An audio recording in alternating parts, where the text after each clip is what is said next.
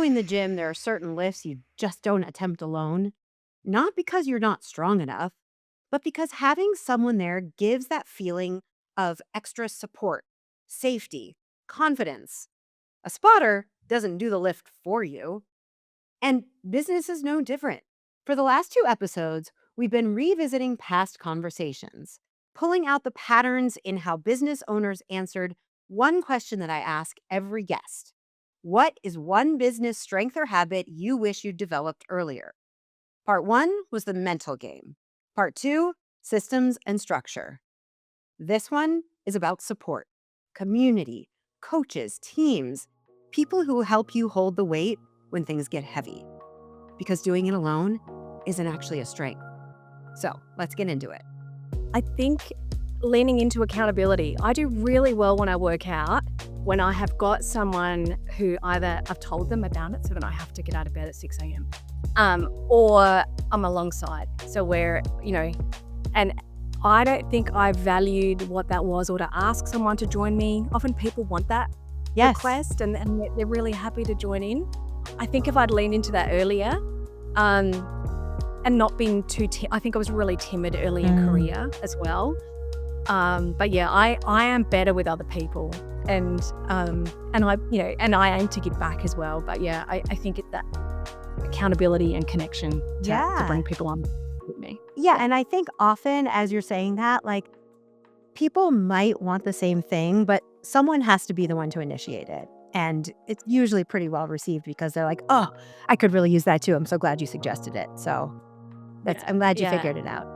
I would say the connecting with people and realizing like I don't have to do this alone. So the community is everything. It fills me as an individual. I feel like it fuels me for like running my business. And so find your tribe. Right? And then actually lean on them. Yeah. Right? Not just like say, oh, I've got this group that I meet with every so often. Like, actually lean on them, because people really like to help one another. Yeah. The right people.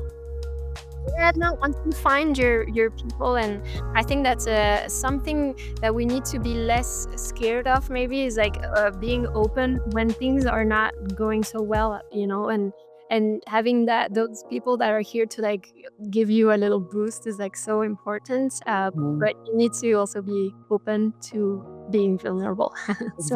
Exactly. I'll just show you this technique that if someone showed this to me when I started my business, I would have much less urgency.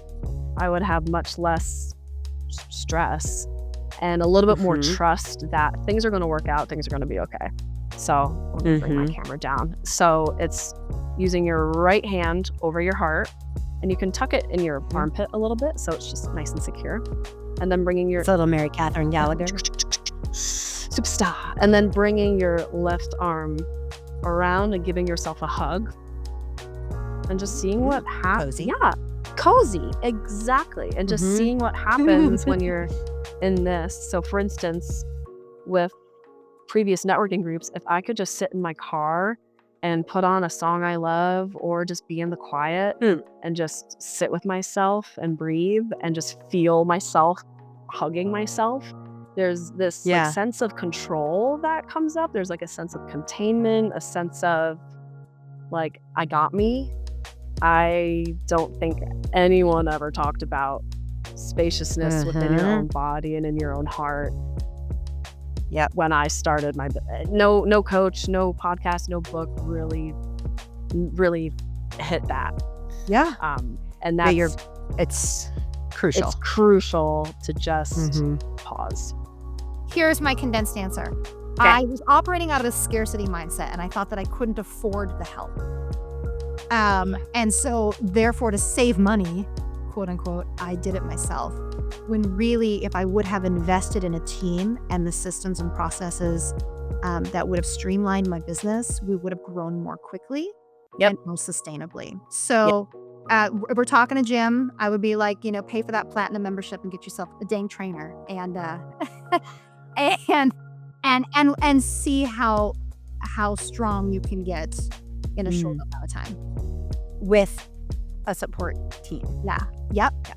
Yes. Love that answer.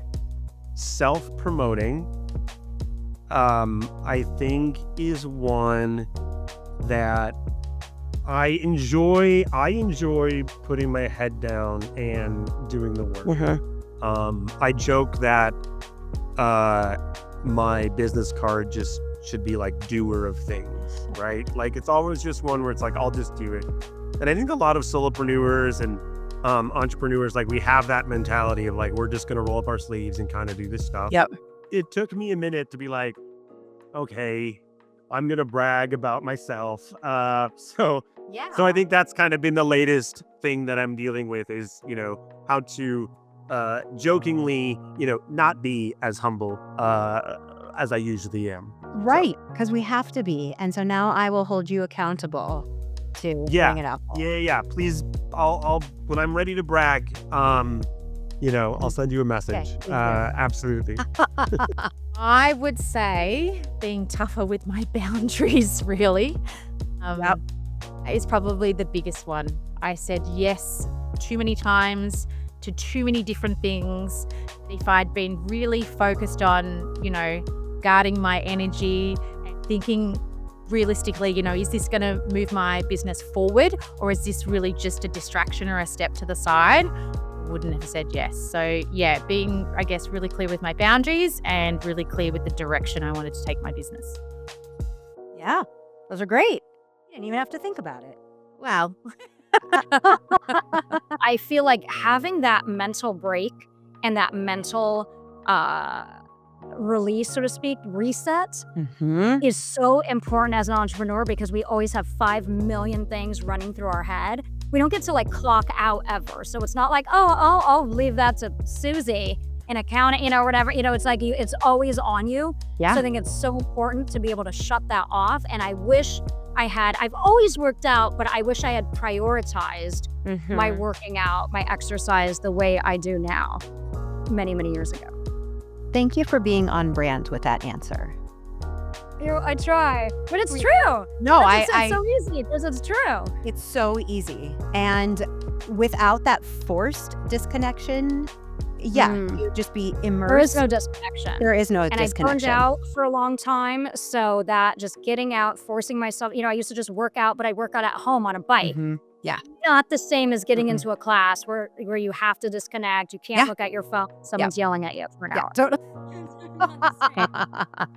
Just like fitness and entrepreneurship, I think it's more than the physical reps. I think that capacity to return to presence, if I had that access and realized that connection was going to be so closely tied in, I would think that it's going to help to recover from stress and to help choose clarity over compulsion or confusion.